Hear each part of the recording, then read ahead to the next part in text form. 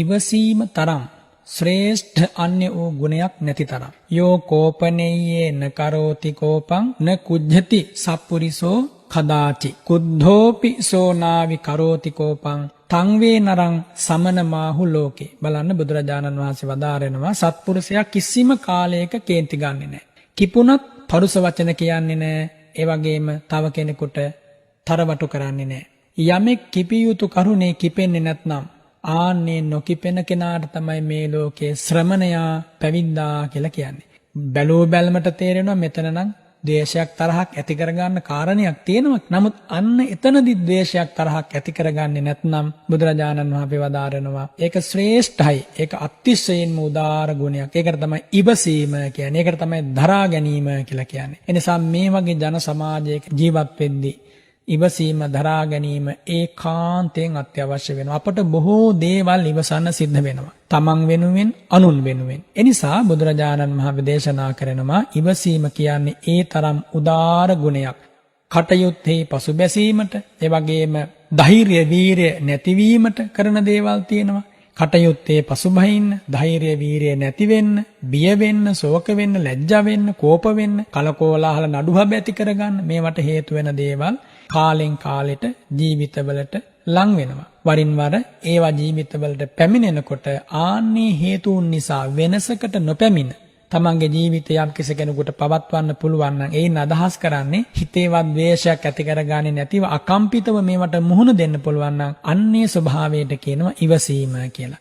ඒ වගේම නොම ඉවසිය යුතු අවස්ථාවකුත් තියෙනවා. කුමක්ද නොම ඉවසිය යුතු අවස්ථාව? හිතට ඇතිවන රාගය, හිතට ඇතිවන ද්වේෂය, හිතට ඇතිවන මෝහය, පාපය, පලිගැනීම් චේතනා, අකුසල චේතනා මෙන්න මේ වගේ දේවල් ඉවසන්න යන්නේ නැහැ. මේ වගේ දේවල් හිතේ ඉවසා තබා ගත්තොත් ඒකෙන් බලවත් හානියක් වෙනවා. ඒ නිසා බුදුරජාණන් වහන්සේ දේශනා කරනවා ගිහි වේවා පැවිදි වේවා හොඳ ඉවසීමක්, හොඳ දරා ගැනීමක් ඇති කර ගන්නම ඕන මේ සසර දුකින් නිදහස් වීම පිණිස කටයුතු කරනවා නම්. බුදුරජාණෝ දේශනා කරනවානේ ඉද භික්කවේ භික්ඛු කමෝ හෝති සීතස්ස. මේ ශාසනය යම් භික්ෂුවක් සීතල ඉවසනවා, උණුසුම ඉවසනවා, දිගච්ඡාය, පිපාසාය, දංශමකස වාතාතප සිරින් සප සම්පස්සානං දුරුත්තානං දුරාගතානං වචනපතානං uppannānaං ශාරීරිකානං වේදනානං මේ විදිහට දේශනා කරනවානේ.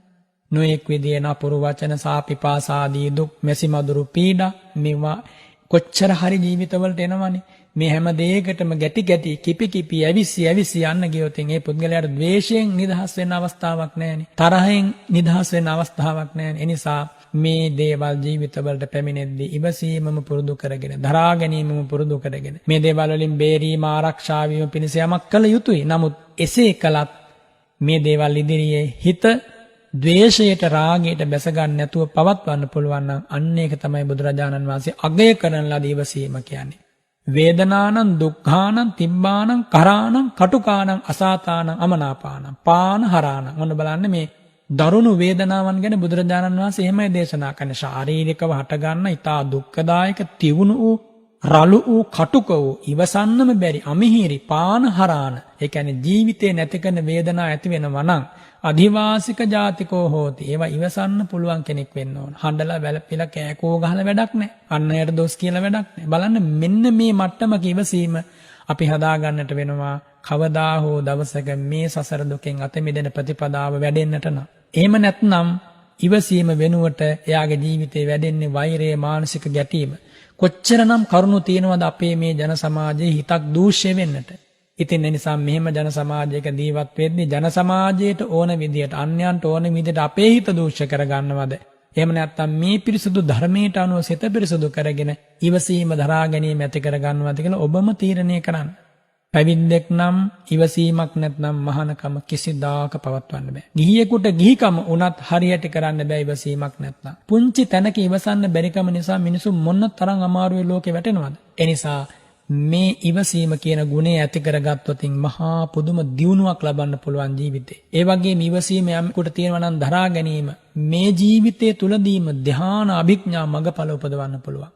ඒ කාලේ අපේ රටේ ඔය සෑගිරිය කියන පර්වතේ පියංගු කියන ගල්ලෙනේ හිටියා ලෝමස නාග කියලා මහා ස්වාමින් වහන්සේ නමක්. ඒ උතුමන් වහන්සේ හිම වැටෙන කාලේ අතිසීත කාලයේ ලෝකාන්තරික නරකයේ සිහිපත් කරගෙන කර්මස්ථානීය පුරුදු කරනවා භාවනාව වඩනවා. ඒ වගේම අවුව වැටෙනකොට මහා අවීචයේ තියෙන ගිනිදැල් සිහිපත් කරගෙන භාවනා කරනවා. ඉතින් ස්වාමින් වහන්සේලා ප්‍රකාශ කරන ස්වාමීනි මේ සීතල තියෙන හෙවණ තියෙන තැනකට වැඩලා භාවනා කරගන්න කියලා. ඒ වෙලාවේ ලොකු ස්වාමින් වහන්සේ ප්‍රකාශ කරන "ඇවැත්නි මා මෙතන වාඩි වුණේ උෂ්ණය නිසා සීතල නිසා දැනගෙනමයි. උෂ්ණය කියලා සීතල කියලා දැනගෙනමයි මම වාඩි වුණේ." හේතුව තමයි උන්වහන්සේ මේ බුදුරජාණන් වහන්සේ වදාළ ධර්මයේ මනාව අනුස්මරණය කරනවා. මේ කුඩා සීතල, මේ හිමේ සීතල කුමක්ද ලෝකාන්තරික නිරේ වැටුණුතින් ඒ සීතලත් එක්ක. මේ අවුවේ රස්නිය මොකක්ද?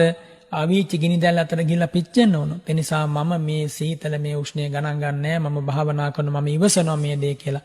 හිතලා ඒ උතුමන් වහන්සේ භාවනා කරලා මහා රහතන් වහන්සේ නමක් බවට පත් වුණා. වත්තබ්බක නිග්‍රෝධ කියන සාමණේර ස්වාමීන් වහන්සේ සතියක් निराහාර විඳලා ඒ සතියෙන් පස්සේ වුණත් උපාධ්‍යාය ගුරු ස්වාමීන් වහන්සේට වත්පිළිවෙත් කළා. බුද්ධෝපස්ථාන කළා. ඒ වගේම ඔය ඒ කාලේ ගවරවාල කියන අංගනේ ස්වාමීන් වහන්සේලා 39ක් වස් සමාදන් වෙලා පොය දවසට ආර්ය වංශ ධර්මයේ දේශනා කරන එක දවසක් රාත්‍රී කාලේ බණ අසමින් හිටපු ස්වාමීන් වහන්සේ කෙනෙකුට සර්පයෙක් දෂ්ට කරනවා. ඒ වේදනාව එහෙම්මම දරාගෙන සර්පයා අල්ලලා මල්ලේ දමාගෙන වෙන කාටවත් මේ සර්පයා අනතුරක් කරයි කියලා ඒ අයවත් ආරක්ෂා කරගෙන සර්පයා දෂ්ට කරපු වේදනාවත් ඉවසගෙන ඒ ස්වාමීන් වහන්සේ භාවනා කරලා අනාගාමී ඵලයටපත් වුණා ධර්ම දේශනාව අවසන් වෙනකොට. ඒ නිසා එන්නේ බඳු ඉවසීමක් තබා ගත්තොත් විතරක් අපට දුකින් නිදහස් වීමේ වැඩපිළිවෙල ඉදිරියට ගෙන යන්න පුළුවන්. ඒ නිසා අනුම් බැනුම් නින්දා මෙව චෝදනා පහස ලාභ අටලෝ දහම ජීවිතේට කවදාත් එනවා.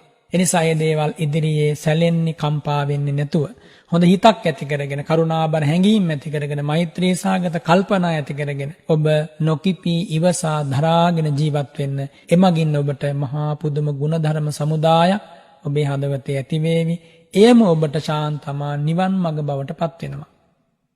පූජ්‍ය බලංගොඩ රාධ ස්වාමීන් වහන්සේ විසින් රටට ජාතියට සෙත් පතා දලදා සිරිත ඇසුරින් පවත්වනු ලබන සර්ව රාත්‍රික භාවනාමය බුදුගුණ දේශනාව සජීව විකාශය ජාතික රූපවාහිනිය channel line 89.6 89.8 ශ්‍රී ලංකා ගුවන්විදුලි සංස්ථාවේ City FM අමාදුර විවරවිය Facebook සහ YouTube නාලිකා ඔස්සේ